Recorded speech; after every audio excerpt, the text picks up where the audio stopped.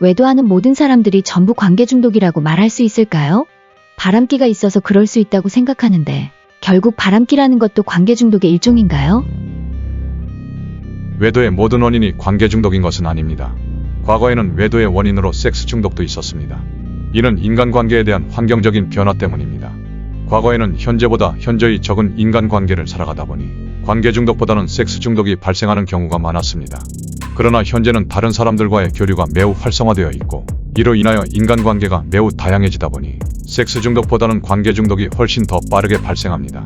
그만큼 섹스 중독은 발생하기까지 오랜 시간이 소요되는 반면 관계 중독은 단 한순간에도 발생합니다. 그래서 외도가 섹스 중독에 의한 것이냐 관계 중독에 의한 것이냐에 대해 현상만을 놓고 보면 다소 헷갈릴 수 있습니다. 관계 중독에 의한 외도를 하다 보면 성관계가 함께 이뤄지기 때문입니다. 이에 대하여 어떤 사람들은 태생적으로 외도를 하는 끼를 갖고 있지 않은가라는 생각을 합니다.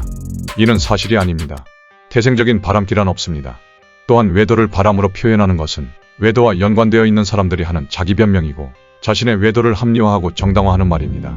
그 외 외도의 원인을 부부 문제, 성적 문제, 정서 문제, 성격 문제, 기타 문제라고 하는 것도 마찬가지입니다. 우선 바람을 피운다는 것은 정상적인 심리에서 열정과 사랑이 왜곡될 때 나타나는 심리 문제입니다. 그러나 외도를 하는 것은 심리 문제가 아닌 중증심리장애인 관계 중독으로 인하여 나타나는 현상입니다. 그래서 외도는 바람이 아닙니다. 따라서 외도하는 사람들에게는 결코 바람기라는 말을 사용해서는 안 되며 바람기는 관계 중독이 아닙니다. 이것은 매우 중요한 개념입니다. 외도를 하는 사람들은 자신들의 관계를 정의할 때 금지된 사랑이라든가 내연 관계라고 표현하기도 합니다. 뿐만 아니라 자신의 외도에 대하여 다양한 이유를 이야기하면서 자신의 외도가 정당하다고 말하는 사람이 있고 기회만 있으면 외도를 하고자 노력하는 사람들도 있습니다. 그리고 외도가 자신의 일이 아니라고 재미있어 하면서 타인의 외도를 부추기는 사람들도 있습니다. 이런 모든 사람들이 외도와 바람을 혼돈합니다. 또한 외도 사건에 대해 배우자가 바람 폈을 때 해결 방법이라고 말하는 사람들은 무조건 외도를 하고 있거나 외도를 부추기거나 외도를 이용하여 돈을 벌 목적을 가진 사람들입니다.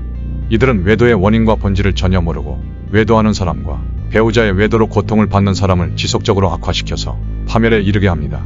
관계 중독은 스트레스와 상처의 강박으로 살아가며 인간관계를 파괴하는 심리질병입니다. 그리고 중독증이 악화되었을 때 자신의 중독 현상을 합리화하기 위하여 의식장애가 발생합니다.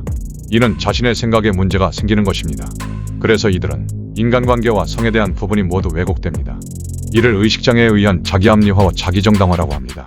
대체로 그런 사람들이 외도를 바람이라고 표현하고 외도의 원인이 특정한 문제 때문이라고 이야기하는 것입니다. 이는 심리 문제인 바람과 비교할 수 없는 것이며 외도와 바람은 전혀 다릅니다.